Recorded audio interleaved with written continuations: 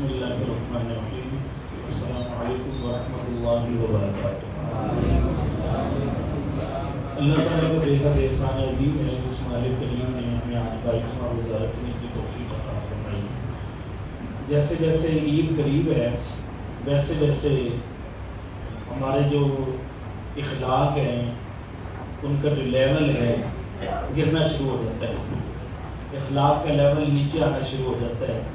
کہ جی فلاں کو ہم نے عید دینی ہے، چلو موڈ اپنا خراب کر دو، عید سے بچ جائیں گے، فلاں کے ساتھ میل جو تھوڑا پیچھے کر لیں. یہ جو ہمارا معیار ہوتا ہے اخلاق کا، قرآن پاک کے اندر دو الفاظ استعمال ہوئے ہیں، خلق اور خلق. لقد خلقنا الانسان اور وَإِنَّكَ لَعَلَىٰ خُلُقٍ. خلق اور خلق. آگے دیکھیں کہ خلق جو ہے یہ تخلیق سے ہے، جیسے اللہ عز و جل نے انسان کو بنایا ہے. انسان بڑا ہی خوبصورت ہو اور دن میں 1000 مرتبہ آئینے کے سامنے کھڑا ہو اور آئینے میں بس اپنی ہی صورت دیکھ کر اپنے آپ کو یہ کہتا رہے میں بڑا خوبصورت ہوں.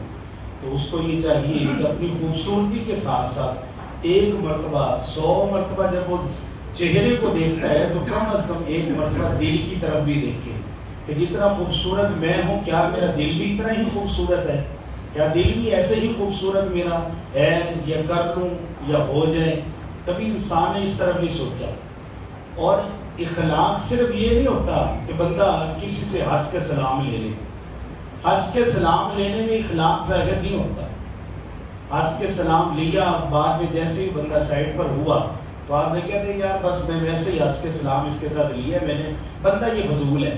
اس کے ساتھ بات چیت کرنا ٹھیک نہیں ہے. اب کیا ہوا کہ آپ نے بظاہر تو اخلاق کا مظاہرہ کیا ہے اور اس کے جانے کے بعد آپ نے یہ اخلاق سے منافقت پر آپ اتر آئے. تو حضرت علی کرم اللہ وجہ فرماتے ہیں کہ انسان کو منافق سے بچنا چاہیے، دشمن سے نہ بچے. مطلب دشمن جب سامنے آئے گا تو اس کے ساتھ تو وہ مقابلہ کر سکتا ہے، لیکن منافقت جو ہوتی ہے اس سے ڈرنا چاہیے کہ کوئی شخص آپ کو منافق نہ مل جائے. حضرت علی کرم اللہ وجہ کا دور ہو، حضرت عثمان غنی کا ہو، حضرت عمر فاروق کا ہو، ابو بکر صدیق رضی اللہ تعالیٰ عنہ کا دور ہو، یا پیارے آقا علیہ الصلوۃ والسلام کا دور ہو، ہر دور کے اندر منافق آئے ہیں، ایک سے ایک بڑھ کر منافق آئے ہیں، ہر ایک کی زندگی کے اندر منافق آیا ہے. یہاں تک کہ حضرت ابو بکر صدیق رضی اللہ تعالیٰ عنہ نے جب اللہ تعالیٰ کی راہ میں خرچ کرنے کے لیے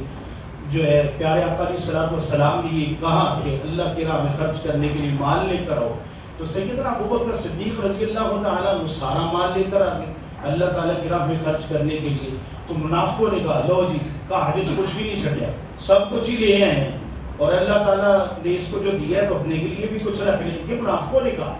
اور پھر اسی ہی وقت حضرت عقیل تھے، وہ حضرت عقیل کھجور 1 کلو لے کر آئے، وہ بھی بارگاہ رسالت میں پیش کرنے کے لیے آئے. منافقوں نے اس پر بھی مذاق کیا، انہوں نے کہا لو جی اللہ تعالیٰ نے کھجورہ کی ضرورت ہے، 1 کلو کھجورہ چک کے آگے، اس پر بھی انہوں نے منافقت کا مظاہرہ کیا. تو آپ یہ دیکھیں کہ حضرت علی کرم اللہ وجہ سے کسی نے کہا کہ علی آپ بتائیے،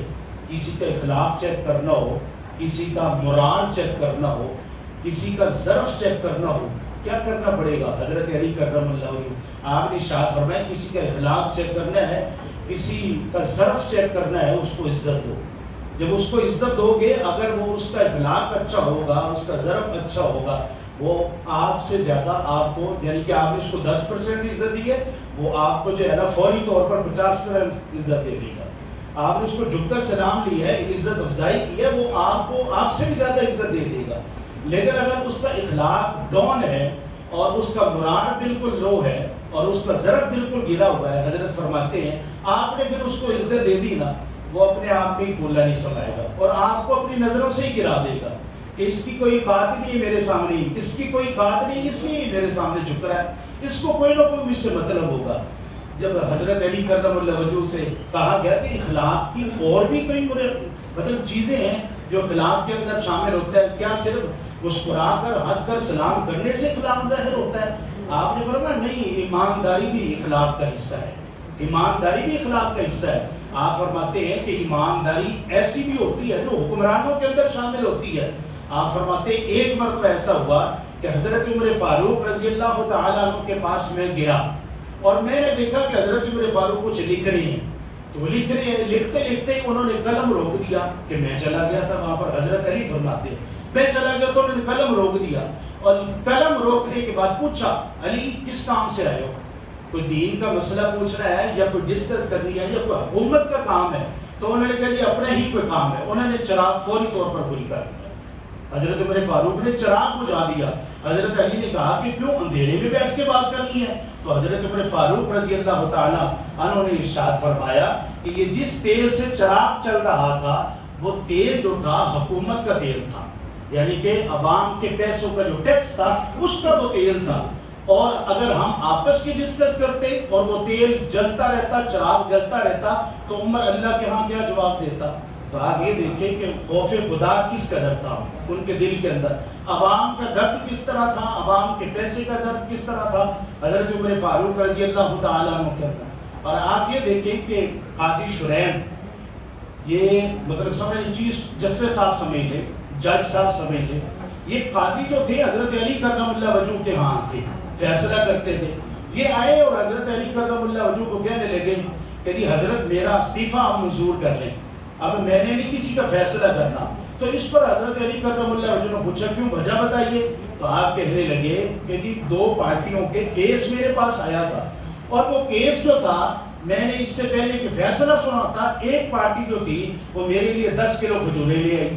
کھجوریں لے آئی۔ تو حضرت علی نے فرمایا آپ نے کھجوریں قبول فرما لی؟ فرمایا نہیں میں نے کھجوریں قبول نہیں فرمائی، میں نے واپس نہیں دی ہیں، میں نے بلکہ ڈانٹ ڈبل بھی اس کو کی ہے۔ پھر حضرت نے فرمایا پھر بات کیا ہے کہ آپ کیوں کہتے ہیں کہ میں لوگوں کا فیصلہ نہیں کر پاؤں گا؟ تو آپ نے فرمایا کہ لوگوں کا خیال جب یہ ہو گیا ہے کہ یہ بندہ رشوت ہم سے لے لے گا، حالانکہ میں نے لی نہیں ہے لیکن لے لے گا، لوگوں کا خیال اور لوگوں کا گمان میرے بارے میں اس طرح کو ہونے لگے، اس کے اس سیٹ پر میں بیٹھنے کے قابل نہیں۔ آپ ملک پاکستان کا دیکھ لیں اس وقت کیا حالات ہیں۔ ملک پاکستان کے اندر چیف جسٹس صاحب ہوں، بڑے ہوں چھوٹے ہوں، کرپشن ثابت بھی ہو گئی ہے، پھر بھی وہ بیٹھے رہتے ہیں اور کہتے ہیں کہ ہمیں کسی کو کوئی ڈر نہیں ہے، کوئی ہے ماں کا لال تو ہمیں ان سیٹوں سے اٹھا کر دیکھیں۔ آپ ان کی زندگیوں کو دیکھیں، صحابہ کرام کی زندگیوں کو دیکھیں، ریاست مدینہ بنانے والے ان ماؤں کے لالوں کو آپ دیکھیں، ان کی زندگیوں کا مطالعہ کریں تو پھر ہمیں پتہ چلتا ہے کہ اس وقت کے حکمران کیسے تھے، اس وقت کی رعایا کیسی تھی، اس وقت کے جو لیڈر کیسے تھے۔ آگے دیکھیں کہ حضرت امام حسین رضی اللہ تعالیٰ عنہ کا ایک چاہنے والا اسامہ بن زید وہ بیمار ہوا بہت زیادہ، کسی نے حضرت امام حسین کو بتایا کہ حضرت آپ کا ایک چاہنے والا، آپ کا ایک دیوانہ بیمار ہو گیا ہے۔ تو آپ نے فوری طور پر عیادت کرنے کی نیت سے گھر میں پہنچ گئے۔ جیسے ہی گھر میں پہنچے تو وہاں پر اسامہ بن جو زید تھے، عاشق رسول بھی تھے اور آپ کے حضور علیہ السلام کے نواسوں کے جانے والے بھی تھی حضرت امام حسین کے۔ جیسے ہی دیکھا کہ میرے آقا آ گئے تو فوری طور پر اشک باری کرنے لگے، فوری طور پر اتنے زیادہ گڑ گڑا کر روئے اور کہنے لگے کہ میری قسمت، میں اپنی قسمت پر ناز کرتا ہوں کہ نواسہ رسول میرے گھر کے اندر تشریف لے ہیں۔ جب حضرت امام حسین قریب آئے تو انہوں نے حضرت امام حسین کا ہاتھ پکڑ کر اپنے سینے پر رکھا اور سینے پر رکھ کے کہنے لگے کہ میں اپنی قسمت پر ناز کر رہا ہوں، آخری وقت ہے لیکن میں اس پریشانی کے اندر مبتلا ہوں، اگر آپ چاہیں تو میں اس پریشانی سے نکل سکتا ہوں۔ تو انہوں نے کہا کہ کیا پریشانی ہے؟ حضرت امام حسین نے پوچھا کیا پریشانی؟ کہنے لگے کہ 80 دینار کا میں مقروض ہوں، 80 دینار کا، سمجھو 80 روپیے، 80 دینار کا میں مقروض ہوں، یہ فکر مجھے کھائے جا رہی ہے اگر میں مر گیا تو جس کا میں نے قرضہ دینا ہے اس نے مجھے وہاں پر پکڑ لیا، نیکیاں مجھ سے لے لی تو میرے تو پلے کچھ نہیں رہے گا، میں اسی فکر میں ہوں کہ موت بھی بڑی قریب ہے۔ تو حضرت امام حسین نے سنی بات، سننے کے بعد گھر تشریف لے گئے، گھر گئے اور وہاں پر 80 دینار کپڑے کے اندر باندھے چھپا کر لا کر اس کی خدمت میں پیش کر دیا، اور ساتھ کیا الفاظ استعمال کیے، کہنے لگے رات ہی کو ابھی یہ 80 دینار میرے گھر کے اندر آئے ہیں، یہ کہا رات ہی کو یہ 80 دینار میرے گھر کے اندر آئے ہیں، میں سوچ رہا تھا یہ 80 دینار کی مجھے تو ضرورت ہی نہیں ہے، یہ کہاں سے آئے ہیں، یہ کیوں لائے گئے ہیں، یہ میرے پاس آئے کیسے، مجھے ضرورت نہیں ہے۔ اب میں سمجھا کہ اللہ تعالیٰ نے تیری مدد کرنے کے لیے یہ پیسے میرے گھر کے اندر بھیجے ہیں، تو وہ پیسے اٹھا کر فوری طور پر ان کو دے دیے، ان کو کہا اسامہ بن زید کو اپنا قرض اتار دے دیے۔ اور دیکھیں روایات کے اندر اور حدیث پاک کے اندر یہ بات ثابت ہے کہ حضور علیہ السلام خود قرض لے کر قرض لے کر لوگوں کی پریشانیوں کو دور کیا کرتے تھے، لوگوں کے قرض اتار دیا کرتے تھے، لوگوں کی پریشانیوں کو رفع کر دیا کرتے تھے۔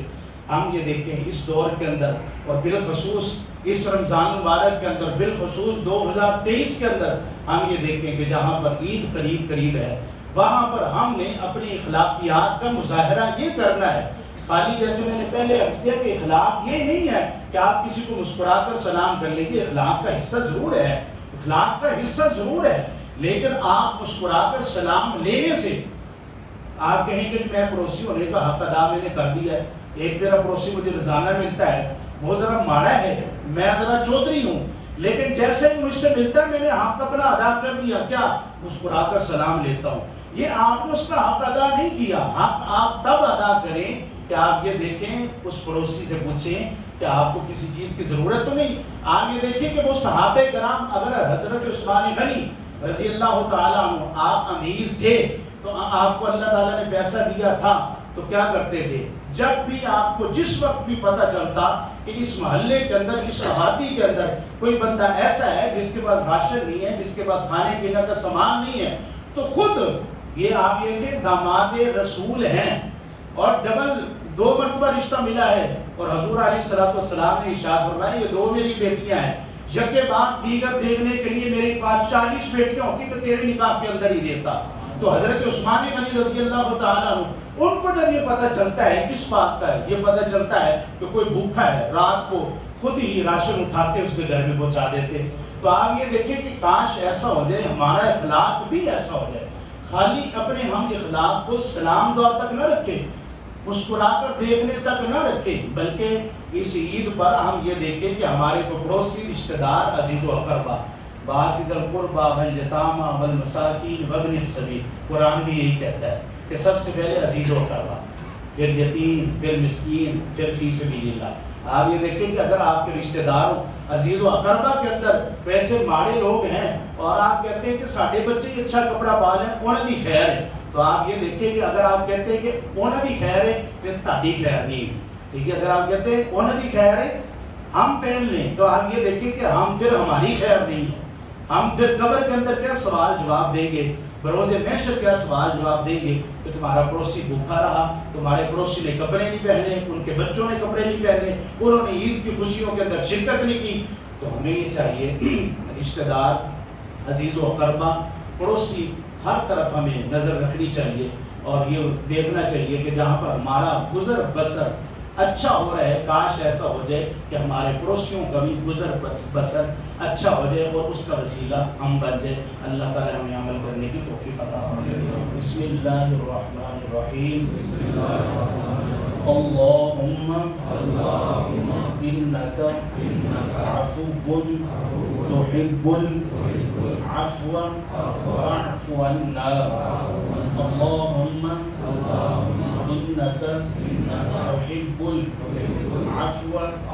فاعف عنا۔ الصلاة والسلام علیکم۔